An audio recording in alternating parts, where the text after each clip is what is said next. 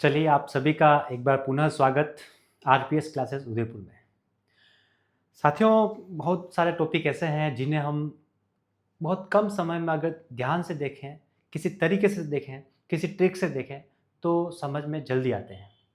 एक छोटा सा टॉपिक मैं लाया हूँ जिसे वैसे तो आप पढ़ेंगे तो 1 घंटा 2 घंटा अगर डिटेल से पढ़ेंगे तो लगते हैं, लेकिन अगर उस टॉपिक को सिर्फ 5 मिनट में अगर आपको समझना है कि 5-7 मिनट में उस टॉपिक को 10 प्रश्न आ जाए, 8 सही हो जाए या 10 में से 10 सही हो जाए, ऐसे अगर आपको सीखना है तो वो मैं आपको लेके आया हूँ। तो आज हम पढ़ेंगे सकर्मक क्रिया और अकर्मक क्रिया। जी हाँ, परीक्षा में प्रश्न जो बनते हैं कि सकर्मक क्रिया वाला वाक्य कौन सा है, अकर्मक क्रिया वाला वाक्य कौन सा है, या फिर कर्म के आधार पर क्रिया के कितने प्रकार होते हैं, या फिर कोई एक वाक्य आएगा पूछेंगे इसमें कौन सी क्रिया है, या 4 वाक्य आएंगे उनके सामने लिखा होगा कि कौन सा सही मेल है, कौन सा सही मेल नहीं है। ऐसे तो मैं सभी को आपको 5-7 मिनट में बताऊंगा।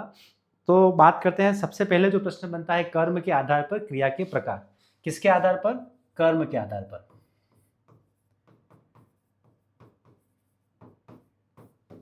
कर्म के आधार पर क्रिया के प्रकार कितने प्रकार होते हैं? 2 प्रकार होते हैं। कौन कौन से होते हैं? सकर्मक और दूसरा होता है अकर्मक क्रिया। ठीक है, कितने प्रकार होते हैं? 2 प्रकार होते हैं। किसके आधार पर होते हैं? कर्म के आधार पर होते हैं। कर्म के आधार पर 2 प्रकार होते हैं, सकर्मक क्रिया और अकर्मक क्रिया। अब देखिए इनकी पहचान कैसे करते हैं। पहले तो मैं ये बता दूं कि सकर्मक क्रिया किसे कहते हैं। सकर्मक और ये क्रिया कि स का मतलब साथ में कर्म और किसके? क्रिया के, यानी कि जिस क्रिया के साथ में कर्म आता है उसे सकर्मक क्रिया कहते हैं। अ का मतलब होता है अभाव या रहित, यानी कि जिस क्रिया में कर्म का अभाव होता है, ऐसी क्रिया जिसके साथ में कर्म प्रयुक्त नहीं होता है उसे अकर्मक क्रिया कहते हैं। ठीक है, और परीक्षा में पूछते हैं कि जिस क्रिया का फल सीधा कर्ता पे पड़ता है तो उसे क्या कहते हैं? अकर्मक क्रिया। जिस क्रिया का फल सीधा कर्म पे पड़ता है तो उसको कहते हैं सकर्मक क्रिया। यानी कि कोई वाक्य आएगा, जैसे एक वाक्य लिखता हूं मैं, महेंद्र पुस्तक पढ़ता है।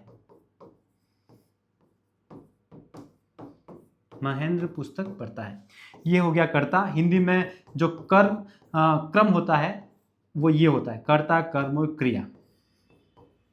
हिंदी में जो क्रम होता है वो होता है कर्ता कर्म और क्रिया। कि वाक्य में कोई भी वाक्य होगा, पहले कर्ता आएगा, फिर कर्म आएगा और फिर क्रिया आएगी।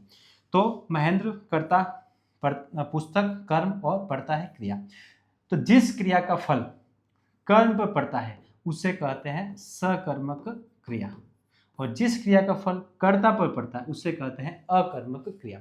तो यहाँ कहने का तात्पर्य है कि जिस क्रिया के साथ में कर्म आता है वो सकर्मक, जिस क्रिया के साथ में कर्म नहीं आता है वो अकर्मक क्रिया कहलाती है। अब देखिए थोड़ा सा मैं इसको बताता हूं। मैं कुछ वाक्य लिख रहा हूं। बच्चा रोता है, आप चाहे तो लिख सकते हैं बच्चा रोता है। माँ खाना बना रही है।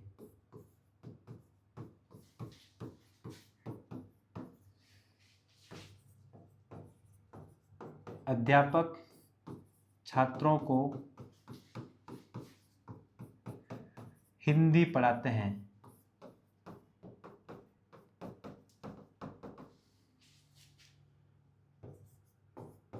नीरज मैदान में चल रहा है।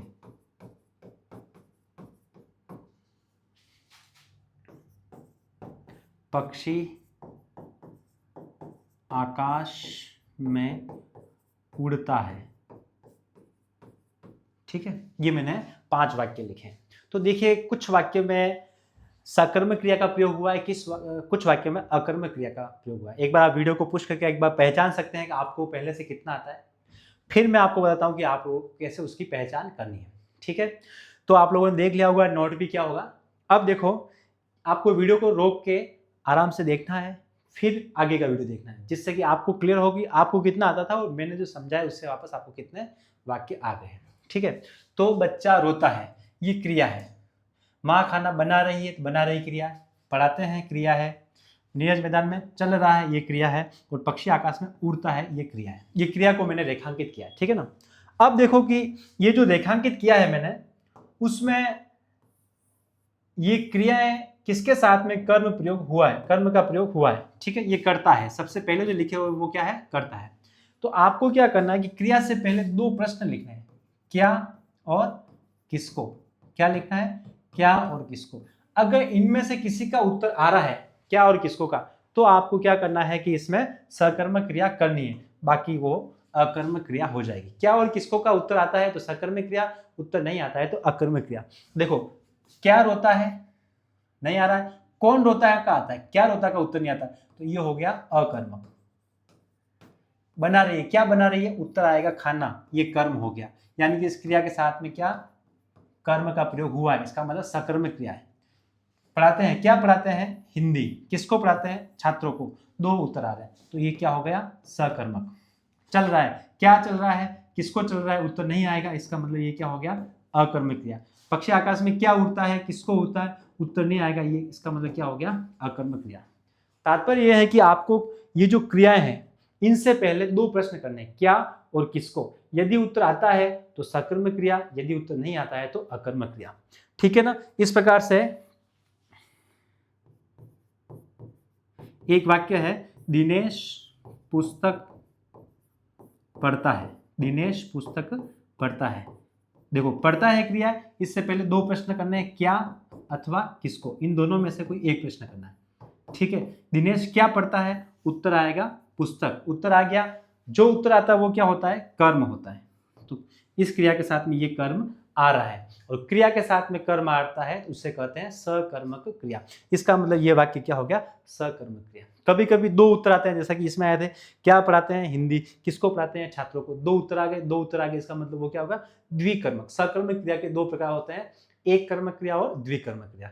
तो यहाँ दो उत्तर आ रहे हैं तो द्विकर्मक हो गया। तो वो डिटेल्स हम जब टॉपिक पढ़ेंगे तो उसमें बताऊंगा, लेकिन एक बार आपको कम समय में कैसे आपको उत्तर निकालना है ये।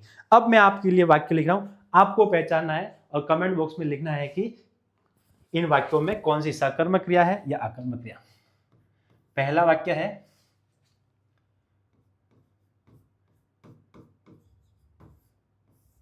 पिताजी ने पंखा चलाया,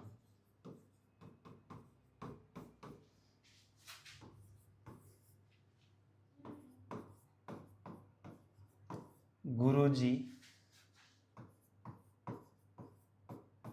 टीवी देख रहे हैं।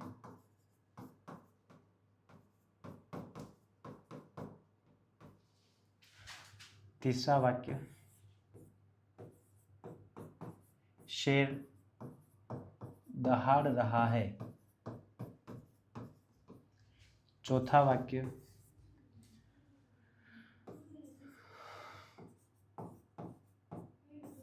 मनीष गाना गा रहा है।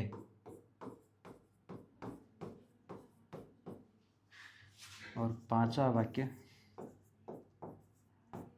राकेश बैठा था। ये 5 वाक्य लिखे हैं, इनमें आपको पहचानना है कि किस वाक्य में कौन सी क्रिया है, सकर्मक क्रिया और अकर्मक क्रिया। इसके अलावा इसकी कुछ डिटेल है, उसको भी हम अगले वीडियो में विस्तार से पढ़ेंगे, लेकिन एक बात सारांश में मैंने बताया है, ठीक है। एक छोटा सा हिंट मैं और दे दूं, अकर्मक क्रिया के लिए, सकर्मक क्रिया के लिए तो मैंने बताया था आपको क्या और किसको, ये दो प्रश्न करना है। अगर उत्तर आता है तो सकर्मक, और उत्तर नहीं आता है तो अकर्मक। इसी तरह अकर्मक क्रिया के लिए मैं हिंट देता हूं कि प्राणियों की स्वाभाविक क्रियाएं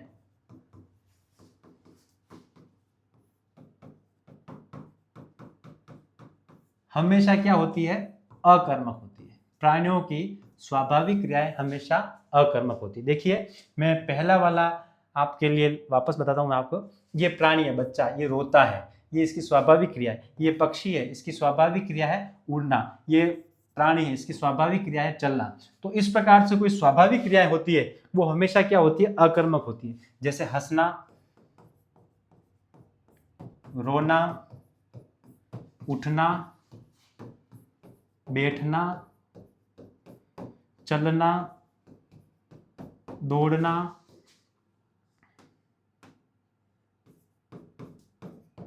ये प्राणियों की स्वाभाविक क्रियाएं और भी बहुत सारी है। जितने भी प्राणी हैं, मनुष्य हो या जीव जंतु हो, कुछ भी हो, उनकी स्वाभाविक क्रियाएं हमेशा क्या होती है? अकर्मक होती है। तो आप लोग याद रखें कि प्राणियों की स्वाभाविक क्रिया हमेशा अकर्मक होती है। और क्या और किसको का उत्तर आता है, तो जो उत्तर आता है वो कर्म होता है। और वो कर्म वाला अगर आ जाता है, यानी कि क्रिया के साथ में कर्म आ जाता है, तो वो वाक्य क्या होता है? सकर्मक क्रिया से होता है। तो आपको मैंने 5 वाक्य दिए हैं, उन 5 वाक्यों में बताना है कि इन वाक्यों में सकर्मक क्रिया है या अकर्मक। ठीक है, तो आप कमेंट बॉक्स में लिखें। और ऐसे छोटे छोटे वीडियो के माध्यम से हिंदी व्याकरण के सभी टॉपिक क्लियर करने के लिए आप जुड़े रहिए आरपीएस क्लासेस के साथ।